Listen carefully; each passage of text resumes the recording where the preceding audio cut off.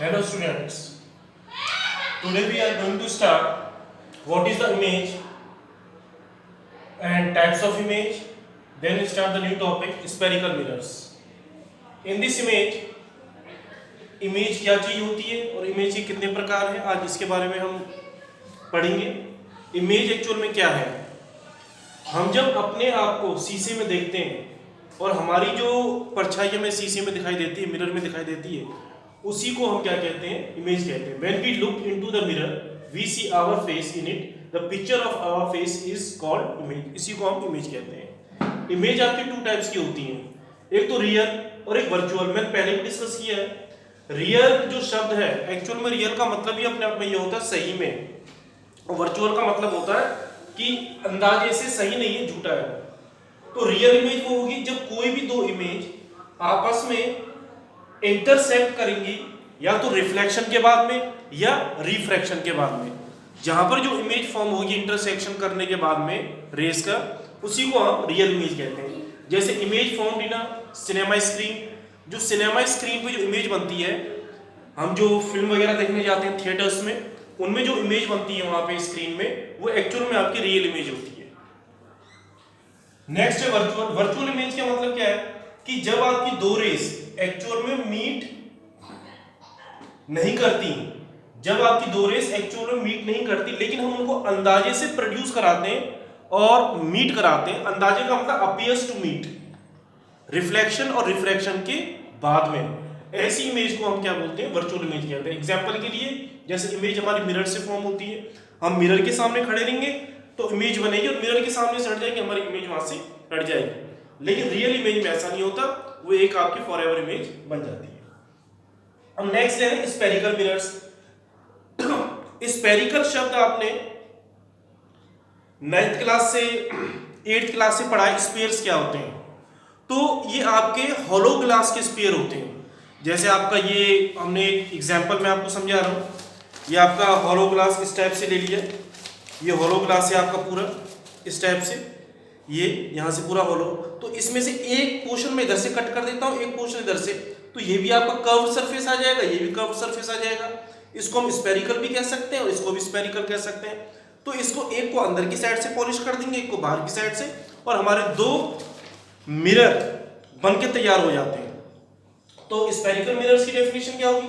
A mirror whose reflecting surface is curved और spherical is called spherical mirrors. जैसे मैं आपको यह समझाऊं, ये हमारा हॉलो स्फीयर है, और इस हॉलो स्फीयर का ये सेंटर हो गया। इस सेंटर को हम क्या बोलेंगे? Centre of curvature. इसमें से एक हिस्सा हमने इधर कट कर दिया, एक हिस्सा इधर कट कर दिया, और ये हमने कट करके, एक पार्ट हमारा कट करके इधर आ गया है, और जो हमने इधर से कट किया है वो पार्ट हमारा इधर आ गया है। इस वाले पार्ट को तो हमने बाहर की साइड से पॉलिश कर दिया है, और इस वाले पार्ट को हमने कहां से कर दिया है? अंदर की साइड से पॉलिश। तो हमारी दो कर्व सरफेस, रिफ्लेक्टिंग सरफेस अलग तैयार होती है। इसमें जो रिफ्लेक्टिंग सरफेस है वो कर्व्ड आउटवर्ड है, और इसकी जो रिफ्लेक्टिंग सरफेस है वो आपकी कर्व्ड इनवर्ड है। तो इनकी डेफिनेशन उसी हिसाब से बन जाती है। इसको हम कन्वेक्स मिरर कहते हैं, इसको कनकेव मिरर कहते हैं। और कनकेव मिरर की डेफिनेशन क्या होगी? It is a mirror whose reflecting surface is curved outward, और कनकेव की it is a mirror whose reflecting surface is curved inward. Now we discuss the definitions with diagrams and related other terms, कि इनकी आगे terms क्या है और वो definitions क्या है। now we taking the definition of convex mirror and concave mirror। convex mirror का डायग्राम हमारा इस टाइप से होता है। जो ये वाला पोर्शन है इसका, ये जहां से रिफ्लेक्टिंग होगा, ये आपका कर्व्ड आउटवर्ड दिखाई दे रहा है। तो कॉन्वेक्स की डेफिनेशन क्या हो जाएगी? A mirror whose reflecting surface is curved outward, वो मिरर जिसकी रिफ्लेक्टिंग सरफेस आपकी कर्व्ड आउटवर्ड है, उसको हम क्या बोलेंगे? कॉन्वेक्स मिरर कहेंगे। नेक्स्ट है कनकेव। अब रिफ्लेक्टिंग जो इसमें है कनकेव में, वो आपकी अंदर इस साइड से होगी रिफ्लेक्टिंग। तो इसमें ये कैसा है? आपका कर्व्ड इनवर्ड है। तो इसकी डेफिनेशन क्या आ जाएगी? A mirror whose reflecting surface is curved inward, इसको हम क्या बोलते हैं? कनकेव मिरर कहते हैं। अब कुछ हम और डेफिनेशंस ले रहे हैं जो इनके मिरर के रिलेटेड हैं। जैसे सबसे पहले हम ले रहे हैं पोल। ये पोल क्या होता है? ये हमने मिरर ले लिया, दोनों मिरर ये ले लिए, ये कनकेव है और ये कन्वेक्स। इस कनकेव का जो मिड पॉइंट है इसको P से इंडिकेट करते हैं, और कनकेव के मिड पॉइंट को P से इंडिकेट करते हैं, कन्वेक्स के मिड पॉइंट को P से इंडिकेट करते हैं। तो ये आपका मिरर का मिड पॉइंट हो जाता है, जिसको हम क्या बोलते हैं, पोल कहते हैं, और इसको हम P से इंडिकेट करते हैं। The centre of a spherical mirror is called a pole. ये स्फेरिकल मिरर हो गया, इसका सेंटर, इसी को हम क्या कहेंगे, पोल कहते हैं। नेक्स्ट है सेंटर ऑफ कर्वेचर। अब ये सेंटर ऑफ कर्वेचर क्या है, जो स्फेरिकल मिरर हमने किस में से बनाए थे, आपके होलोस्फीयर में से बनाए थे। इस होलोस्फीयर का सेंटर वही इन स्फेरिकल मिरर का सेंटर होगा। एक स्फेरिकल मिरर हमारा ये हो गया, एक स्फेरिकल मिरर ये हो गया। अगर यहाँ पे हम लाइन ड्रॉ करें तो इनका सेंटर आपका जाएगा, इसी को हम सेंटर ऑफ कर्वेचर कहते हैं। तो इसकी डेफिनेशन क्या हो जाएगी, the centre of curvature of spherical mirror is the centre of a hollow sphere of glass of which the spherical mirror is a part. मतलब कि सेंटर आपका होलो ग्लास, जिसमें से स्फेरिकल होलो ग्लास, जिसमें से दो मिरर को हमने कट करके बनाया है, उसी के होलो ग्लास के स्फीयर को ही हम सेंटर ऑफ कर्वेचर कहते हैं। अब जो ये सेंटर ऑफ कर्वेचर है, इसके बाद हम नेक्स्ट डेफिनेशन ले रहे हैं, रेडियस ऑफ कर्वेचर। अब ये रेडियस ऑफ कर्वेचर क्या है, रेडियस ऑफ कर्वेचर ये आपका डिस्टेंस है, मतलब कि रेडियस है उस हॉलो स्फीयर का ही, उस हॉलो स्फीयर के ही रेडियस को हम रेडियस ऑफ कर्वेचर कहते हैं। ये आपका यहां से यहां आ गया, तो ये आपका रेडियस ऑफ कर्वेचर है। तो इसमें रेडियस ऑफ कर्वेचर कहां है, ये रहा। इसको हम ऐसे भी कर सकते हैं, the distance between P and C, ये आ गया इसका रेडियस ऑफ कर्वेचर। अब लेकिन एक चीज हमें इनमें ध्यान देनी है, जो रेडियस ऑफ कर्वेचर है, ये आपका जो कन्वेक्स मिरर है, इसका तो बिहाइंड में होता है radius of curvature, centre of curvature भी बिहाइंड में होता है। लेकिन कनकेव मिरर में centre of curvature, radius of curvature, ये दोनों इन फ्रंट होते हैं। इसके कैसे होते हैं, इन फ्रंट में। तो रेडियस ऑफ कर्वेचर की एक सिंपल डेफिनेशन हम लिख सकते हैं, it is a distance between pole and centre of curvature is known as radius of curvature. और इसमें भी same definition, it is a distance between pole and centre of curvature is known as radius of curvature. लेकिन ये चीज हमें ध्यान रखनी है कि कनकेव मिरर में इन फ्रंट में रेडियस ऑफ कर्वेचर होगा और सेंटर ऑफ कर्वेचर, लेकिन कन्वेक्स के केस में रेडियस ऑफ कर्वेचर और सेंटर ऑफ कर्वेचर ये आपके दोनों कैसे होते हैं, बिहाइंड द मिरर होते हैं। Now next we are taking the radius of curvature. We draw the both mirrors. Radius of curvature को हम R से डिनोट करते हैं, अभी हमने डिस्कस किया था। The distance between P and C is known as radius of curvature. जो प्रिंसिपल एक्सिस पर पोल और सेंटर ऑफ कर्वेचर का डिस्टेंस होता है, उसी को हम रेडियस ऑफ कर्वेचर कहते हैं। प्रिंसिपल एक्सिस ये आपकी स्ट्रेट लाइन होती है, पोल और सेंटर ऑफ कर्वेचर को पास होते हुए जाती है, इसको हम प्रिंसिपल एक्सिस कहते हैं। The straight line passing through the centre of curvature and pole. Next है अपर्चर। अपर्चर को m डैश से शो करते हैं, किसी से भी हम शो करते हैं नोटेशंस को। तो अपर्चर का मतलब होता है जहां से जिस पार्ट से रिफ्लेक्शन हो रहा है उस पार्ट को हम अपर्चर कहते हैं। जैसे इसका अपर्चर क्या है, कर्व्ड इनवर्ड, इसका अपर्चर कैसा है, curved outward. The portion of a mirror from which the reflection of light take place, वो मिरर का हिस्सा जहां से रिफ्लेक्शन होगा उस पोर्शन को हम क्या कहेंगे, अपर्चर कहेंगे। नेक्स्ट ले रहे हैं हम principal focus and focal length. Principal focus को हम कैपिटल F से डिनोट करते हैं और फोकल लेंथ को स्मॉल f से डिनोट करते हैं। मैं आपकी जो प्रिंसिपल फोकस है, फोकल लेंथ है, दोनों मिरर के केस में अलग अलग डेफिनेशन बता रहा हूं। सबसे पहले हम ले रहे हैं कनकेव मिरर। अब कनकेव मिरर के केस में क्या है, when light rays are parallel to the principal axis, जब लाइट रेज आपकी प्रिंसिपल एक्सिस के पैरेलल है और वो पैरेलल होकर रिफ्लेक्शन के बाद में कन्वर्ट हो जाए, कन्वर्ट होकर एक पॉइंट पर मीट करें प्रिंसिपल एक्सिस पर, उसी पॉइंट को हम क्या कहते हैं, प्रिंसिपल फोकस कहते हैं। When light rays are parallel to the principal axis, when light rays are parallel to the principal axis, after reflection, they converge and meet at a point on the principal axis. That point is known as principal focus. उसको point को हम principal focus कहते हैं। अब जो concave mirror है, ये light rays को क्या करता है, converge करता है, इसलिए इसका एक और नाम है जिसको हम इसको converging mirror भी कहते हैं। concave mirror आपकी light rays को converge करता है इसलिए कनकेव मिरर को हम कन्वर्जिंग मिरर भी कहते हैं। और जो पोल और प्रिंसिपल फोकस के बीच का डिस्टेंस है उस डिस्टेंस को हम क्या कहते हैं, फोकल लेंथ कहते हैं। एक चीज और इसकी ध्यान रखने की है कि पूछी जाती है 1 मार्क्स में, जो कनकेव मिरर का प्रिंसिपल फोकस है ये आपका रियल होता है, क्योंकि इसमें रियली में लाइट रेस आपकी मीट करती हैं एक पॉइंट पे, तो रियल में ही इसका प्रिंसिपल फोकस बनता है। Now we are taking the principal focus and focal length in case of convex mirror. ये हमने कन्वेक्स मिरर का डायग्राम बना लिया। कन्वेक्स मिरर में जब लाइट रेस आपकी प्रिंसिपल एक्सिस के पैरेलल होती हैं, आफ्टर रिफ्लेक्शन दे डाइवर्ज, इस पोजीशन को हम डाइवर्ज कहते हैं।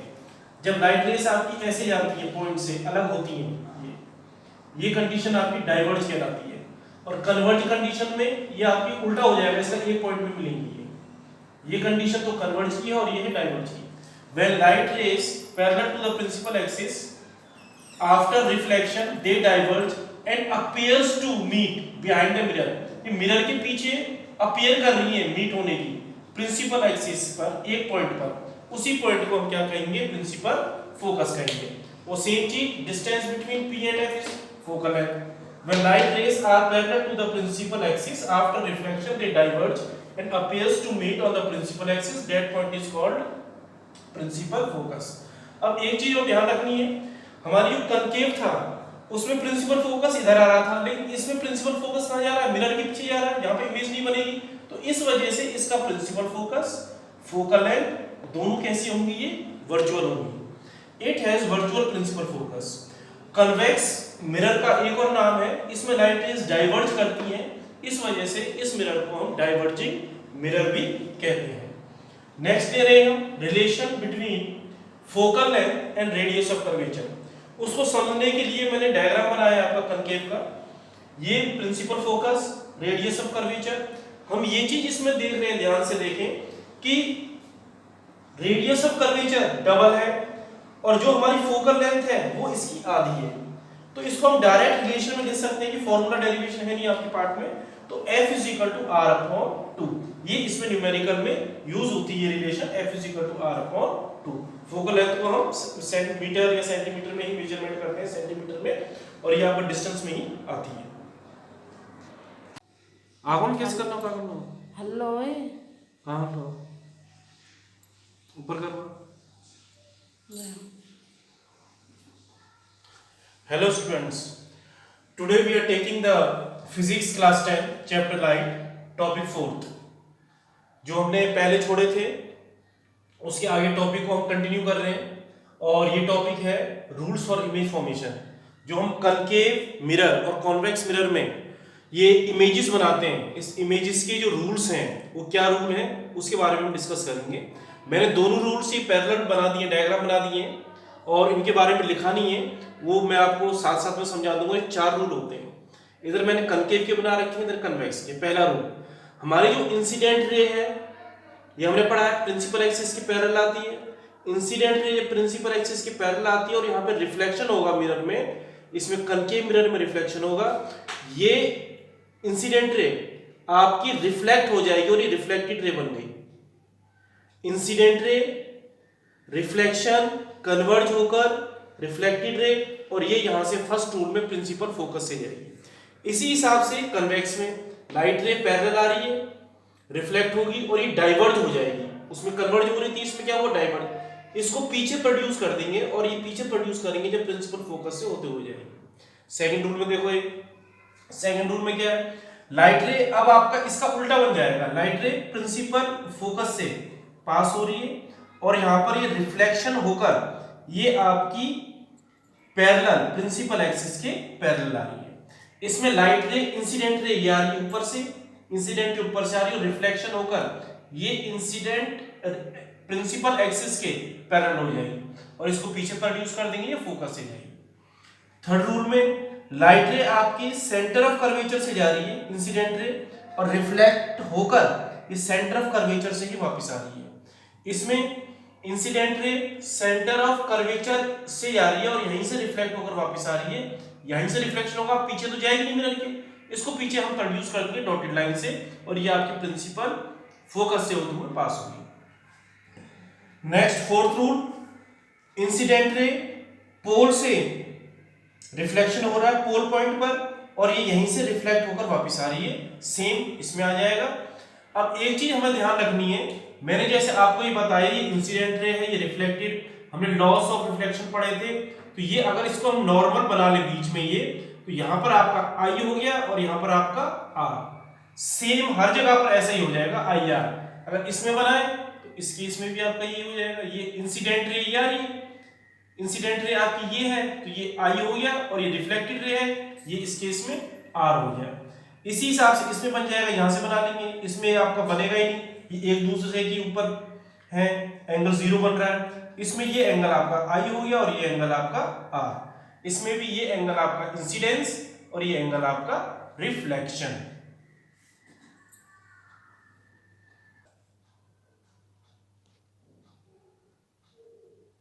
नेक्स्ट हम ले रहे हैं image formation by concave mirror. इस केस में कनकेव मिरर में आपकी 6 केसेस हैं इमेज फॉर्मेशन के। तो सबसे पहला हम केस इसमें ले रहे हैं जब पोजीशन ऑफ ऑब्जेक्ट कहां पर है, इन्फिनिटी, इन्फिनिटी पे ऑब्जेक्ट है आपका, ये ऑब्जेक्ट आ गया ए बी, ए बी से हमेशा मैंने ऑब्जेक्ट को इंडिकेट कर रखा है, और ए डैश बी डैश से इमेज को इंडिकेट कर रखा है। ये यहाँ पे ऑब्जेक्ट है आपका, लाइट रेज पैरेलल जा रही है, और पैरेलल जाकर ये आपकी रिफ्लेक्ट होकर कन्वर्ज होगी, एक पॉइंट पर मिली, और वो पॉइंट पर मिली है वो आपका प्रिंसिपल फोकस है, तो आपकी इमेज यहाँ पर बनेगी, और ये बहुत ही छोटी बनेगी, और इस इमेज को हम हाईली डिमिनिश कहेंगे। तो position of object at infinity, image की पोजीशन एट एफ फोकस पर, साइज का इसका हाईली डिमिनिश, मैंने डिमिनिश लिख दिया है लेकिन बहुत छोटा बनता है, पॉइंट साइज बनता है, और नेचर क्या है इसमें रियल इन्वर्टेड, ये उल्टी बनेगी इमेज। नेक्स्ट केस है position of object beyond C. अब ऑब्जेक्ट हमने यहाँ पे था, ऑब्जेक्ट को हम यहाँ पर लेकर आ गए हैं बियॉन्ड सी, या ये ऑब्जेक्ट हमारा लाइट रेज सी पैरेलल गई, रिफ्लेक्ट होकर ये आ रही है इसमें, ये सेंटर ऑफ कर्वेचर से जा रही है और सेंटर ऑफ कर्वेचर से ही वापस आ रही है।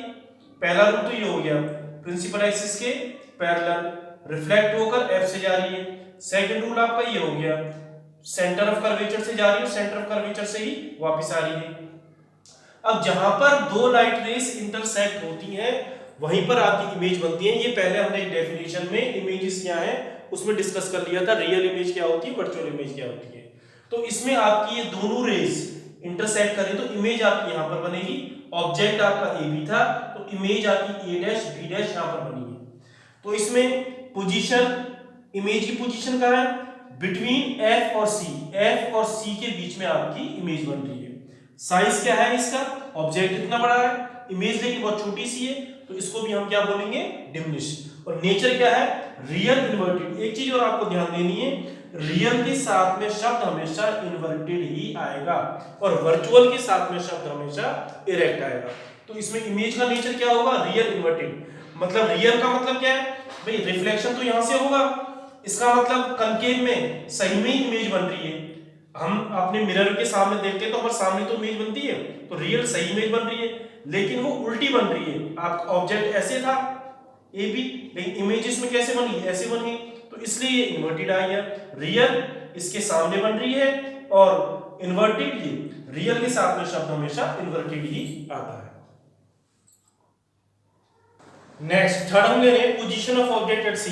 पहले हमारा ऑब्जेक्ट कहां था, बियॉन्ड सी था, अब ऑब्जेक्ट को हम सी पर लेकर आ गए। पहली लाइट रे ये जा रही आपकी प्रिंसिपल एक्सिस के पैरेलल, यहां पे रिफ्लेक्शन होकर एफ से होते हुए, और ये नेक्स्ट रूल हमने ये लगाया सेकंड वाला, प्रिंसिपल एक्सिस के इंसिडेंट रे आ रही है रिफ्लेक्शन होकर, ये रिफ्लेक्टेड रे इसके पैरेलल आ रही है। तो यहां पर दोनों रे लाइट रे आपकी इंटरसेक्ट हो रही है, तो इमेज फॉर्मेशन आपका इधर होगा। Position of object at C, C पर है पोजीशन ऑब्जेक्ट की, इमेज की position of image at C, image भी आपकी सी पर बन रही है। साइज कैसा है, दोनों का साइज आपका बराबर है, और नेचर कैसा है इसका, रियल इन्वर्टेड। नेक्स्ट फोर्थ ले रहे हैं, अब ऑब्जेक्ट को हमने यहां से लेके अंदर लेकर आ गए सी और एफ के बीच में। अब ऑब्जेक्ट की पोजीशन हमने कहां कर दी है, सी और एफ के बीच में कर दिया है हमने ऑब्जेक्ट। अब इसमें फर्स्ट रूल के अकॉर्डिंग लाइट रे ये पैरेलल जा रही है और एफ से होते हुए ये पास हो गई। नेक्स्ट रूल के अकॉर्डिंग लाइट रे आपकी इंसिडेंट रे से, इससे सॉरी सेंटर ऑफ कर्वेचर से जा रही है, सेंटर ऑफ कर्वेचर से ही आ रही है, दोनों लाइट रे आपकी इधर इंटरसेक्ट हो रही है, आपकी इधर जहां पर ये इंटरसेक्ट होगी वहीं पर आपकी इमेज फॉर्मेशन होगी। तो इस केस में इमेज आपकी ए डैश बी डैश इधर बन रही है, ये यहाँ पर। तो इसमें position of object between C and F, image position of image beyond C, C से परे, साइज कैसा है इसका इनलार्ज, ऑब्जेक्ट इतना सा है लेकिन इमेज आपकी काफी बड़ी है, और नेचर क्या है इसमें भी रियल और इन्वर्टेड है। तो हमारे कितने केस हो गए? 4, 2 केस और बाकी हैं, अभी 2 केस और हम उसको डिस्कस करते हैं। तो कनकेव के हमारे इमेज फॉर्मेशन के कनकेव मिरर चल रहा है हमारा, ये ध्यान रखना है आपको, मिरर चल रहा है हमारा। कनकेव मिरर में 6 केसेस हैं और कॉन्वेक्स के अंदर हमारे 2 केसेस हैं। थर्ड नेक्स्ट है हमारा फिफ्थ। अब हम ले रहे हैं ऑब्जेक्ट की पोजीशन है एफ। अब ऑब्जेक्ट को हमने एफ पे रख दिया है, लाइट रे इंसिडेंट रे ये जा रही है, इसके रिफ्लेक्शन होके ये एफ से होते हुए आ रही है, और सेकंड थर्ड रूल के अकॉर्डिंग लाइट रे सी से जा रही है और सी से ही वापस आ रही है। हम ये देखेंगे यहाँ पर जो आपकी ये 2 रेज हैं ये कहीं पर भी आपकी इंटरसेक्ट नहीं होंगी, और ये कहीं दूर जाकर इंटरसेक्ट होंगे, वो डिस्टेंस हमें पता नहीं, इसलिए उस डिस्टेंस को हम क्या कहेंगे? इन्फिनिटी कहेंगे। तो position of object eight F, position of image, image की पोजीशन कहां जाकर बनेगी? इन्फिनिटी पे बनेगी, काफी लार्ज डिस्टेंस ट्रेवल करके, और साइज कैसा होगा? सिर्फ इन्फिनिटी पे बनेगी, बहुत दूर जाकर इंटरसेक्ट करेंगी, वहां पर ये जो इमेज है काफी हाईली इनलार्ज, मतलब बहुत ज्यादा बड़ी बनेगी, और नेचर क्या होगा? रियल इन्वर्टेड, प्रिंसिपल एक्सिस के नीचे ही बनेगी। नेक्स्ट हम ले रहे हैं 6 केस, जब पोजीशन अब हमने ऑब्जेक्ट रख दी एफ और पी के बीच में, पोल और प्रिंसिपल फोकस के बीच में। तो इस केस में पहला रूल ये रहा, लाइट रे पैरेलल गई, एफ से होते हुए ये जा रही है, थर्ड रूल के अकॉर्डिंग सेंटर ऑफ कर्वेचर से जा रही है, सेंटर ऑफ कर्वेचर से जा रही है, इसको पीछे कहीं पर भी आपकी इंटरसेक्ट नहीं होंगी, इसमें ये डिस्टेंस आपका बढ़ता ही चले जाएगा, लेकिन जब इनको हम पीछे प्रोड्यूस करेंगे तो पीछे मिरर के पीछे ये आपकी इंटरसेक्ट हो जाएंगी, और मिरर के पीछे इसमें इमेज की फॉर्मेशन होगी। तो इमेज की पोजीशन कहाँ है? बिहाइंड द मिरर, मिरर के पीछे। और साइज कैसा होगा इसका? ऑब्जेक्ट इतना है, इमेज बड़ी है, एनलार्ज होगा। अब देखो नेचर में देखो, वर्चुअल एंड इरेक्ट, मैंने बताया था जब इमेज आपकी सीधी होती है उसको हम इरेक्ट कहते हैं, इरेक्ट के साथ में शब्द हमेशा वर्चुअल आता है। तो कनकेव के केस में हमने ये देखा है, जो आपके 5 केसेस थे, 5 केस ऐसे हैं जिसके अंदर इमेज का नेचर आपका रियल इन्वर्टेड होगा, लेकिन जो आपका एक लास्ट केस है, 6 केस है, 5 में से एक छठा केस है, उसके अंदर हमेशा इमेज आपकी वर्चुअल इरेक्ट होगी। और ये इंपॉर्टेंट केस है, खासकर एग्जाम में इसको बनवा लिया जाता है और इसके बारे में पूछा भी जाता है, क्वेश्चन स्टेप से आता है। जैसे आपको पूछा, draw image formation diagram in case of concave mirror when nature of image is virtual and erect. जब इमेज का नेचर आपका वर्चुअल इरेक्ट ले लिया तो आपको ये वाला डायग्राम इससे बनाना है, क्योंकि कनकेव के केस में इमेज का नेचर एक ही आता है, सिर्फ वर्चुअल इरेक्ट, वो भी जब आता है जब ऑब्जेक्ट की पोजीशन आपकी P और F के बीच में हो।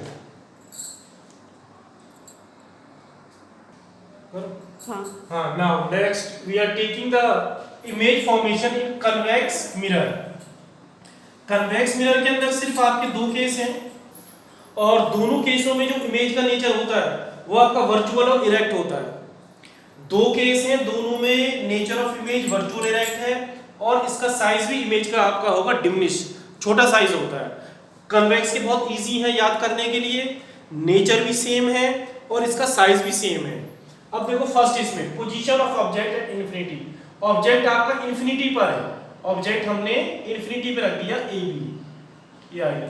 इसमें लाइट रे ये प्रिंसिपल एक्सिस की पैरेलल जा रही है, रिफ्लेक्शन होकर डाइवर्ज हो गई, इसको हमने पीछे प्रोड्यूस कर दिया है और ये प्रिंसिपल फोकस पर आकर मिल गई है। तो यहाँ पर इमेज कैसी बनेगी? आपकी पॉइंट साइज की इमेज बनेगी, और ये कैसी होगी? डिमिनिश होगी। लेकिन यहाँ पर जो इमेज होगी वो आपकी वर्चुअल और इरेक्ट ही होगी, और ये आपके मिरर के पीछे जाएगी।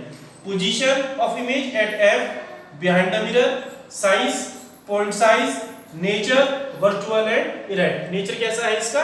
Virtual erect. सेकंड केस ले रहे हैं, position of object at infinity and pole. ये पोल हो गया, इन्फिनिटी, इसके बीच में ऑब्जेक्ट की पोजीशन। अब इसके अंदर फर्स्ट रूल, लाइट रे ये जा रही प्रिंसिपल एक्सिस की पैरेलल, यहाँ पर रिफ्लेक्शन हुआ, ये रिफ्लेक्शन होगा, यहाँ पे डाइवर्ज हो गई, हमने इसको पीछे प्रोड्यूस कर दिया, यहां से जब प्रोड्यूस करते थे तो लाइट रे आपकी प्रिंसिपल एक्सिस से, प्रिंसिपल फोकस से जाती थी, और जब हम यहां से पास करेंगे तो लाइट रे हमारी सेंटर ऑफ कर्वेचर से, तो यहां पर आपका बीच में इंटरसेक्ट होगा दोनों का, जहां पर इंटरसेक्ट होगा वहां पर आपकी इमेज बनेगी a डैश b डैश। तो position of image between p and f, p और f के बीच में बन रही है इमेज आपकी, यहां पर बन रही है p और f के बीच में। साइज कैसा है, इसका भी साइज डिमिनिश होगा, और नेचर ऑफ इमेज कैसी होगी इसकी, वर्चुअल एंड इरेक्ट होगी। तो मैंने अभी आपको बताया हमने टोटल 8 केस किए हैं, जिसमें से कन्वेक्स के 2 केस हैं और कनकेव के 6 केस। कनकेव में सिर्फ एक ऐसा ही केस है जिसके अंदर इमेज का नेचर वर्चुअल इरेक्ट है, जब पोजीशन ऑब्जेक्ट की P और F के बीच में होती है। लेकिन हमारी कन्वेक्स के अंदर आपके 2 केस हैं, और कन्वेक्स के अंदर दोनों केसों में नेचर ऑफ इमेज आपकी वर्चुअल इरेक्ट ही होगी, और साइज दोनों में आपका पॉइंट साइज डिमिनिश हो, एक ही बात है, पॉइंट साइज या डिमिनिश होगा। Hello students, now we are taking the physics class 10 chapter 9 topic 5th. In this we study the uses of concave mirror and uses of convex mirror. अब हम next topic ले रहे हैं और इनके अंदर हम पढ़ेंगे कन्वेक्स और कनकेव मिरर के क्या यूजेस हैं। फर्स्ट यूज कनकेव मिरर का। जो कनकेव मिरर है ये रिफ्लेक्टर्स में यूज होता है, टॉर्च के रिफ्लेक्ट में, सर्च लाइट्स के में, हेडलाइट्स के में, हेडलाइट्स और मोटर व्हीकल इनमें यूज किया जाता है, इसका रिफ्लेक्टर के टाइप में यूज करते हैं। सेकंड यूज है ये जो डेंटिस्ट होते हैं उनका हेड का मिरर होता है, डॉक्टर्स के हेड का मिरर होता है, और डॉक्टर्स इसको यूज करते हैं, हेड पे यहाँ पे मिरर लगा रहता है, उसको देखने में यूज करते हैं, आईज को, ईयर को, नोज को, थ्रोट को, गले को, इनको देखने के लिए यूज किया जाता है इसका। नेक्स्ट है it is use as a shaving mirror, इसको शेविंग मिरर में भी कहीं यूज किया जाता है। और नेक्स्ट यूज है सोलर फर्नेस में इसको यूज किया जाता है। सन की जो लाइट रेज आती हैं वो कन्वर्ज होकर एक पॉइंट पर मिलती हैं, प्रिंसिपल फोकस जिसे कहते हैं, और वहां से फिर वो हीट प्रोड्यूस कराने का काम करती हैं, वो आपका कनकेव सोलर फर्नेस में यूज होता है। नेक्स्ट ले रहे हैं यूजेस ऑफ कन्वेक्स मिरर। अब कन्वेक्स मिरर के यूजेस क्या हैं? Used as a rear view. ये कन्वेक्स मिरर के जो यूजेस हैं इंपॉर्टेंट हैं, एग्जाम में खासकर ये पूछे जाते हैं। जो शब्द है rear view, used as a rear view mirror in vehicles. क्यों यूज होता है रियर व्यू व्हीकल्स में? बिकॉज इसके 2 रीजन है। क्योंकि जो आपका ये कन्वेक्स मिरर है हमेशा एक इरेक्ट इमेज बनाता है, इरेक्ट के साथ में इमेज बनती है इसी कैसी, डिमिनिश। इरेक्ट इमेज बनेगी और इरेक्ट के साथ में डिमिनिश इमेज बनेगी। सेकंड रीजन है जैसे हमारी मोटरसाइकिल है, कार है, बस है, उसके साइड में मिरर लगा रहता है, वो आपको कन्वेक्स मिरर ही रहता है। और जो लार्ज फील्ड होती है, काफी लार्ज एरिया होता है पीछे हमारे साइड में, रोड के पीछे जो दिखता है, गाड़ी के पीछे साइड में से दिखता है, रोड पूरा दिखता है, उसमें कोई व्हीकल है, उसका लार्ज फील्ड ऑफ व्यू हमें क्लियर दिखाई दे जाता है। इस वजह से इसको हम रिफ्लेक्टर, उसमें साइड मिरर, गाड़ी के साइड मिरर में यूज करते हैं, और इसको हम used as a rear view कहते हैं इसको। तो इसके 2 रीजंस हैं, दोनों रीजंस मैंने आपको ये लिख दिए, एग्जाम में खासकर पूछे जाते हैं। एक क्वेश्चन आता है इसमें, how to distinguish between a plane mirror, concave mirror and convex mirror without touching. अगर हमें मिरर दिया जाए, प्लेन मिरर दे दें, कन्वेक्स दे दें और कनकेव मिरर दे दें, इनको बिना टच करे हम कैसे पहचान सकते हैं? प्लेन मिरर को पहचानने का तरीका होता है कि प्लेन मिरर के अंदर जो हमारी इमेज बनती है, जैसा ऑब्जेक्ट है ऐसी ही इमेज बनेगी सेम साइज की। कनकेव मिरर में हमने 6 केसेस पढ़े थे अभी अपने डायग्राम के साथ में। उन 6 केसेस में हमने ये ऑब्जर्व किया था कि कहीं पर इमेज सेम साइज की बन रही थी, कहीं पर इमेज आपकी बहुत छोटी बन रही थी, और कहीं पर इमेज आपकी ऑब्जेक्ट से भी ज्यादा बड़ी बनी थी। तो इस केस में मैग्नीफाइड इमेज हो गई। और इसमें कन्वेक्स मिरर में आपका जो 2 केस हमने पढ़े थे कन्वेक्स मिरर में, उन दोनों केस में कन्वेक्स मिरर के अंदर 2 केस थे, और दोनों के अंदर आपकी इमेज कैसी बन रही थी? डिमिनिश। तो हमारा डिस्टिंग्विश क्या हुआ? The image form same size as object plane mirror में, कनकेव में द इमेज फॉर्म मैग्नीफाई, और कॉन्वेक्स में द इमेज इज डिमिनिश।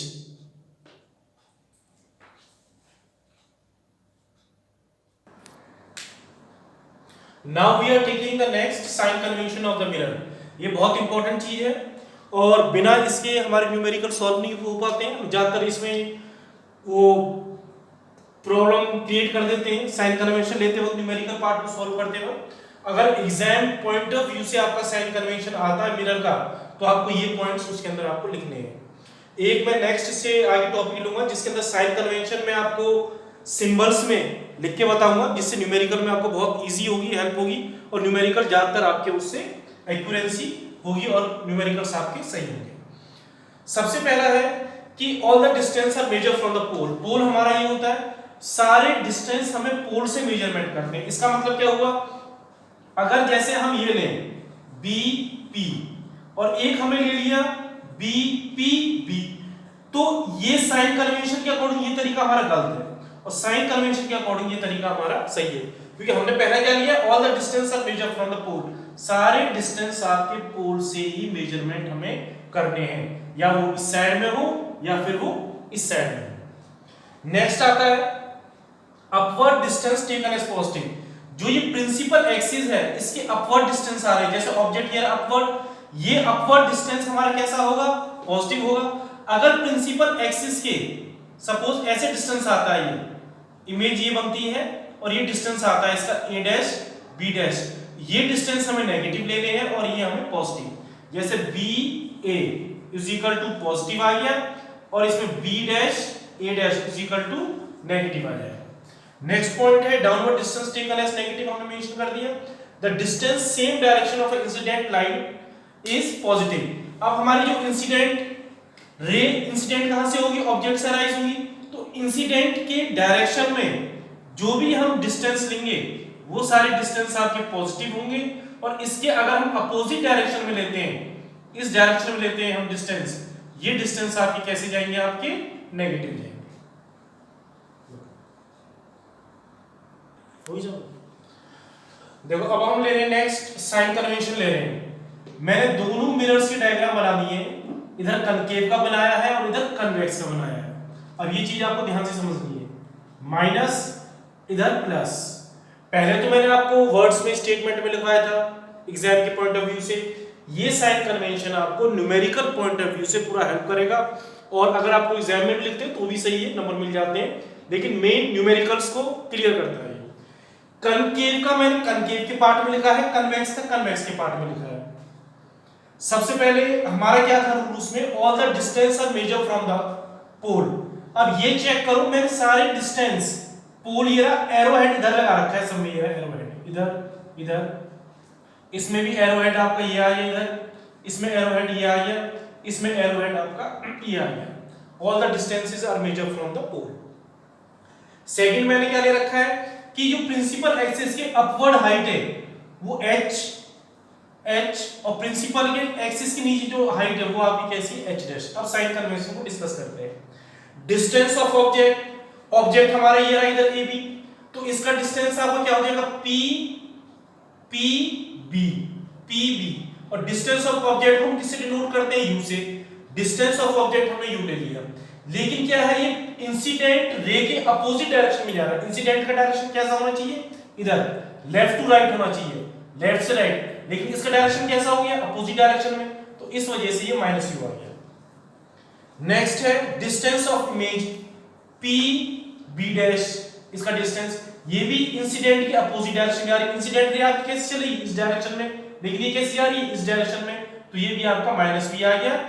लेकिन इधर देखो आप कन्वेक्स के केस में, इधर कन्वेक्स में इमेज इधर ही बनती है, दो केस थे, दोनों में इमेज आपकी इसी साइड बनती है, और इसमें ये तो इंसिडेंट के डायरेक्शन में ही हो गया, इंसिडेंट रे के डायरेक्शन में हो गया, तो ये कैसा आ जाएगा आपका, पॉजिटिव आ जाएगा। तो इसलिए यहां पर भी हमने कैसे लिए, पॉजिटिव लिए। पॉजिटिव लिए मैंने कोई साइन नहीं लिखा है, ऐसे ही छोड़ रखा, माइनस के साइन इंडिकेट कर रखे हैं। फोकल लेंथ, अब फोकल लेंथ देखो p से मेजरमेंट करें, फोकल लेंथ भी अपोजिट डायरेक्शन में जा रही है, प्रिंसिपल उसकी इंसिडेंट रे के अपोजिट डायरेक्शन में, इसलिए फोकल लेंथ को स्मॉल f से डिनोट कर रखा है, ये भी आपकी नेगेटिव आ गई। लेकिन इस केस में फोकल लेंथ क्या है, आपकी इस डायरेक्शन में जा रही है, इंसिडेंट रे के पैरेलल ही जा रही है, तो ये फोकल लेंथ आपकी कैसी आ जाएगी यहां पर, पॉजिटिव। नेक्स्ट है radius of curvature, PC radius of curvature, ये भी इंसिडेंट रे कैसे जा रहा है, अपोजिट डायरेक्शन में, और इसको हमने r से डिनोट कर रखा है, तो ये भी किस डायरेक्शन में आ जाएगा, r में, और यहाँ पे आपका इंसिडेंट रे के पैरेलल में जा रहा है, तो ये कैसा आ जाएगा आपका, प्लस में, तो इधर प्लस r इधर माइनस r। शेप, क्वेश्चन में कभी कभी शेप भी लिख देते हैं, कभी साइज भी लिख देते हैं, कभी हाइट भी लिख देते हैं, कभी लेंथ भी लिख देते हैं। लेंथ 4 वर्ड से आ जाता है, shape, size, height, length of object. Object ये हमने क्या लिया, BA, तो BA को किससे डिनोट किया हमने, H से। प्रिंसिपल एक्सिस के ऊपर क्या है, ये पॉजिटिव, तो इधर भी आपको पॉजिटिव आ जाएगा, ये भी प्रिंसिपल एक्सिस के अपवर्ड डायरेक्शन में।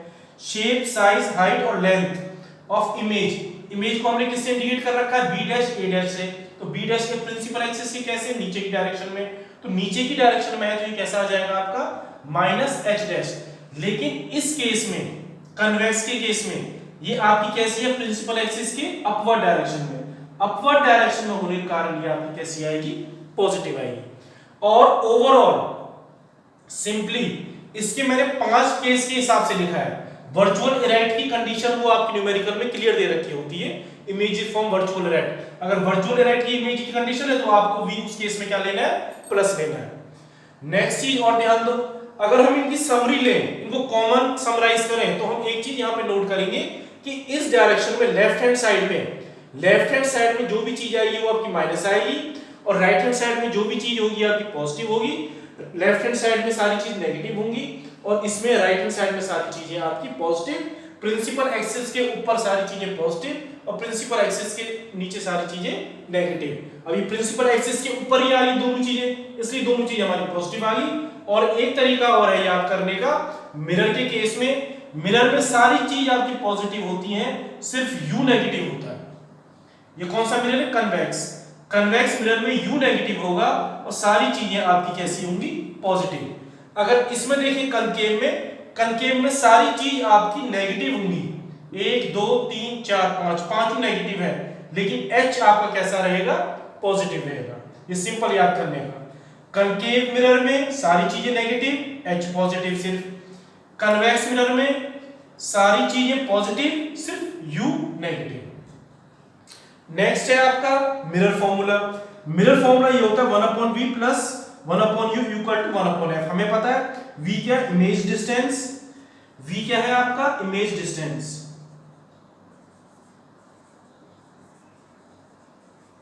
और u क्या है, ऑब्जेक्ट डिस्टेंस, f क्या है, फोकल लेंथ।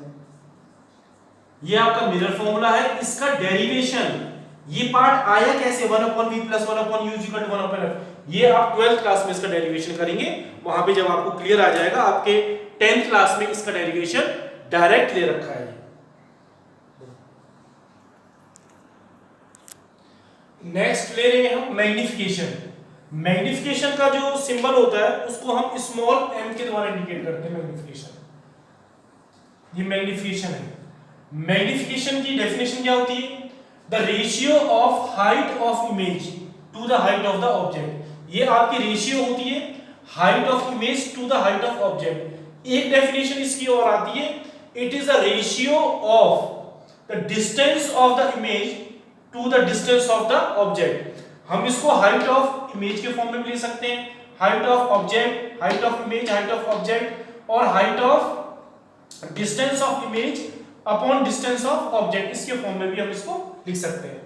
तो इसका फॉर्मूला आपका ये बनता है m। मैग्निफिकेशन को हम m से डिनोट करते हैं, m आ गया, h dash height of image, h height of object, और डिस्टेंस के अकॉर्डिंग में v अपॉन u, इधर माइनस का साइन आ जाता है। इसको भी आप 12th क्लास में डेरिवेशन में करेंगे, हायर क्लास में। अगर न्यूमेरिकल को हम जब सॉल्व करते हैं, m की वैल्यू पॉजिटिव आती है, इसका मतलब क्या हुआ, m की वैल्यू पॉजिटिव का अभी हमने साइन कन्वेंशन में पढ़ा था। m पॉजिटिव का मतलब होता है कि वो प्रिंसिपल एक्सिस के ऊपर है, अपवर्ड डायरेक्शन में, प्रिंसिपल एक्सिस के परपेंडिकुलर डायरेक्शन में। जब प्रिंसिपल एक्सिस के अपवर्ड परपेंडिकुलर डायरेक्शन में है तो इसका मतलब इमेज का नेचर कैसा होगा, इमेज का नेचर हमेशा वर्चुअल एंड इरेक्ट होगा। ये ध्यान रखना न्यूमेरिकल में, ये पूछा जाता है आपसे, निकलवाया भी जाता है। नेक्स्ट है, अगर कैलकुलेशन में m की वैल्यू नेगेटिव आती है, नेगेटिव का मतलब ये हुआ कि प्रिंसिपल एक्सिस के डाउनवर्ड डायरेक्शन में, प्रिंसिपल एक्सिस के डाउनवर्ड परपेंडिकुलर डायरेक्शन में, इसका मतलब नेचर ऑफ इमेज कैसी होगी आपकी, रियल एंड इन्वर्टेड होगी। अब हम एक न्यूमेरिकल कर लेते हैं। पहले न्यूमेरिकल हम ध्यान से पढ़ेंगे, न्यूमेरिकल में कंडीशंस क्या दे रखी है, उसके बाद हम इसको सॉल्व करेंगे। क्वेश्चन दे रखा है 2 centimetre height object is placed at a distance of 20 centimetre from A concave mirror, a real image is formed at 40 centimetre from the mirror, calculate the focal length size of the image. सबसे पहले numerical करते वक्त हमें तीन चीजों का ध्यान रखना है। सबसे पहले हमें उसके अंदर मिरर पहचानना है, मिरर कौन सा दे रखा है। कभी तो मिरर डायरेक्ट दे देते हैं, जैसे इसमें दे रखा है कनकेव मिरर, कभी कनकेव मिरर डायरेक्ट नहीं देते, उसकी जगह पर लिख देते हैं कन्वर्जिंग मिरर या फिर डाइवर्जिंग मिरर भी हो जाता है। You have to first identify which mirror is this. सबसे पहले आपको आइडेंटिफाई करना पड़ेगा कौन सा मिरर है, पहली बात खत्म। सेकंड चीज आपको उसमें यह फाइंड आउट करनी है उसमें गिवन में क्या क्या दिया हुआ है। जैसे हमारे इस न्यूमेरिकल में गिवन में दे रखा है, सबसे पहले हमने आइडेंटिफाई कर लिया कनकेव मिरर, ठीक है। अब हमारे दिमाग में कनकेव मिरर का साइन कन्वेंशन आ जाना चाहिए, जो अभी मैंने इससे पहले में कराया था आपको टेबुलेशन कॉलम बना के कनकेव मिरर में। उसके बाद गिवन में क्या दिया हुआ कि गिवन में ये है 2 सेंटीमीटर हाइट, ऑब्जेक्ट की हाइट कितनी दे रखी है 2 सेंटीमीटर, और उसके बाद ऑब्जेक्ट कितने डिस्टेंस पे प्लेस है आपका 20 सेंटीमीटर पर, और रियल इमेज का डिस्टेंस कितना दे रखा है 40 सेंटीमीटर। तीन कंडीशंस ये दे रखी है इसके अंदर। एक हाइट दे रखी है ऑब्जेक्ट की, ऑब्जेक्ट का डिस्टेंस दे रखा है, इमेज का डिस्टेंस दे रखा है। आपको फाइंड आउट क्या करना है, लेंथ फाइंड आउट करना है और साइज फाइंड आउट करना है। किसकी फाइंड आउट करनी, इमेज की। दो चीज फाइंड आउट करनी है। बात समझ में आई नहीं आई, मैं एक बार फिर से रिपीट करता हूं। न्यूमेरिकल करते वक्त आपको एक चीज ध्यान में रखनी है कि हमें सबसे पहले उसमें मिरर फाइंड आउट करना है, मिरर कौन सा है, या डायरेक्ट मिरर का नाम दिया हुआ कनकेव, कन्वेक्स, या कन्वर्जिंग या डाइवर्जिंग दे रखा होगा। उसके बाद में गिवन वैल्यूज फाइंड आउट करनी है। गिवन वैल्यूज फाइंड आउट करने के बाद में हमें ये पता लगाना है उसमें क्या चीज फाइंड आउट करनी है हमें। जैसे इसके अंदर मिरर कनकेव मिरर है, डायरेक्ट दे रखा है, 2 सेंटीमीटर हाइट दे रखी है ऑब्जेक्ट की, 20 सेंटीमीटर ऑब्जेक्ट का डिस्टेंस दे रखा है, 40 सेंटीमीटर इमेज का डिस्टेंस दे रखा है, और हमें लेंथ और साइज किसका फाइंड आउट करना है, इमेज का फाइंड आउट करना है, ठीक है। Length and nature, nature of image find out करनी है, या मैग्निफिकेशन भी लिख सकते हैं, चलो हम नेचर ले रहे हैं। अब देखो इसमें गिवन क्या थी, मैंने सबसे पहले गिवन लिख लिया, h दे रखा था 2 सेंटीमीटर, u दे रखा -20 सेंटीमीटर, v दे रखा -40 सेंटीमीटर। हमें फाइंड आउट क्या करना है, h डैश इमेज की हाइट और फोकल लेंथ। सबसे पहले हमने मिरर फॉर्मूला लिख लिया, गिवन चीज लिखी, गिवन मिरर फॉर्मूला। अब इन वैल्यूज को पुट कर रहे हैं हम इसके अंदर। 1/v कितना दे रखा है, माइनस ऊपर लिख दिया डायरेक्ट मैंने 40, प्लस की जगह मैंने डायरेक्ट 1/20 लिख दिया f।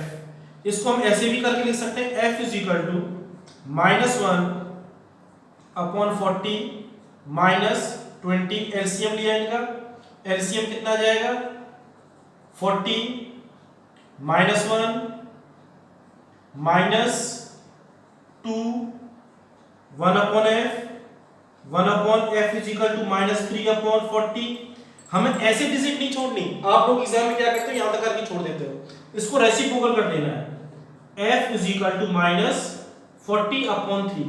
जब हम इसको 40/3 को डिवाइड करेंगे तो हमारे पास में आंसर आएगा -13.3 सेंटीमीटर। ये हमारी क्या निकल कर आएगी है, फोकल लेंथ निकल कर आएगी है। एक पार्ट हमने इस न्यूमेरिकल का फाइंड आउट कर लिया, जो f is equal to -13.3 centimetre है। अब नेक्स्ट हमें इसके अंदर क्या फाइंड आउट करना है, नेक्स्ट हमें इसके अंदर फाइंड आउट करना है हाइट ऑफ इमेज। अब हाइट ऑफ इमेज के लिए क्या करेंगे, मैग्निफिकेशन का फॉर्मूला क्या है, m is equal to h dash upon h equal to -v/u। अब इसमें m को लो मत आप, डायरेक्टली चार वैल्यूज ले लो, h dash upon h equal to -v/u। h dash कितना दे रखा है, ये हमें फाइंड आउट करना है। h कितना दिया हुआ है क्वेश्चन में 2, माइनस एक साइन है पहले से, इसलिए हमने माइनस लिख दिया। v कितना है हमारा क्वेश्चन में -40, ये ब्रैकेट में -40 आ गया, अपॉन u कितना दे रखा है -20। अब एक ध्यान रखना है, देखो मेरे न्यूमेरिकल में, आप लोग न्यूमेरिकल में क्या गड़बड़ करते हो, इस माइनस को लिख देते हो, और जो v का माइनस है, ये v का माइनस, इस माइनस को आप नहीं लिखते, तो इस वजह से आपका आंसर ज्यादातर बच्चों को गलत हो जाता है। ये माइनस माइनस दोनों कैंसिल हो गए, हमारे पास क्या बचा, h dash is equal to -40 × 2 upon 20, 0 0 cancel, 2 से 2 कैंसिल, h डैश कितना आ गया हमारे पास में -4 सेंटीमीटर। अब क्वेश्चन में क्या पूछा था, h डैश ये निकल गया, h कितना है हमारा 2 सेंटीमीटर, h डैश कितना है 4। इस माइनस के साइन को नहीं देखना हमें, माइनस का साइन तो ये इंडिकेट कर रहा है कि ये आपकी प्रिंसिपल एक्सिस के नीचे है, तो इसका साइज कैसा होगा, larger than object, larger than object, ये ऑब्जेक्ट से कैसा है बड़ा, ऑब्जेक्ट 2 सेंटीमीटर, ये 4, माइनस क्या करेगा इसके नेचर को, nature of image, nature of image, image का नेचर कैसा आएगा, माइनस नेगेटिव आएगा ना प्रिंसिपल एक्सिस के नीचे, तो उसको हम क्या बोलेंगे, रियल एंड इन्वर्टेड, इन्वर्टेड। और फोकल लेंथ हमारी कितनी आ गई थी निकलकर, फोकल लेंथ -13.3 सेंटीमीटर। ये चीज हमें फाइंड आउट करनी थी, तीनों हमने इसमें न्यूमेरिकल में फाइंड आउट कर दी, नीचे कर दो, ये तीन फाइंड आउट करनी थी, तीनों चीज हमने इसको फाइंड आउट कर दिया। दोबारा से देखो, एक बार मैं फिर से बता देता हूं, ये गिवन सारी चीज क्वेश्चन से हमने निकाल ली है, क्वेश्चन में हमें फाइंड आउट करना है h डैश और f, फॉर्मूला लिखा मिरर फॉर्मूला, मिरर फॉर्मूला लिखकर हमने इसमें वैल्यूज पुट कर दी, v की u की वैल्यू आपकी ये है क्वेश्चन में -40, तो माइनस u की वैल्यू -20 1/f, ये हमने सॉल्व कर दिया, एलसीएम 40 आ गया, इधर का कैलकुलेट करके -3/40, इसको ऐसे नहीं छोड़ना, क्रॉस मल्टीप्लाई कर देना, रेसिप्रोकल कर देना, f -40/3, इसको डिवाइड करेंगे तो हमारे पास में -13.3 सेंटीमीटर आ गया, f हमारे पास में इतनी आ गई। अब हमें नेक्स्ट क्या निकालना है, h डैश, h डैश के लिए मैग्नीफिकेशन का फॉर्मूला लिए, m की जरूरत नहीं है हमें, कोई भी 4 क्वांटिटी ले ली है, ये हमारे पास वैल्यू दे रखी है h की, v की, u की, h की value 2, v -40 -20 minus minus cancel, एक माइनस बचा है, क्रॉस मल्टीप्लाई कर दिया गया। अब हमें ये माइनस को आपका नेचर बताएगा, तो इमेज का नेचर कैसे हो गया, इस केस में इमेज आपकी ये बन रही है प्रिंसिपल एक्सिस के नीचे, इसको इंडिकेट कर रहा है माइनस ये, तो इमेज का नेचर कैसा हो गया आपका, रियल एंड इन्वर्टेड। 4 और 2 में कंपैरिजन करना है, तो 4 ज्यादा है, इसका मतलब लार्जर देन ऑब्जेक्ट, इमेज आपकी कैसी है, ऑब्जेक्ट से बड़ी है। और फोकल लेंथ कितनी निकाल ली हमने, 13.3 फोकल लेंथ निकाल ली। जितनी भी हमारी गिवन चीज थी वो सारी हमने फाइंड आउट इस क्वेश्चन में न्यूमेरिकल की हेल्प से कर ली। इसी टाइप से आपको ये न्यूमेरिकल एग्जाम में सॉल्व करने हैं।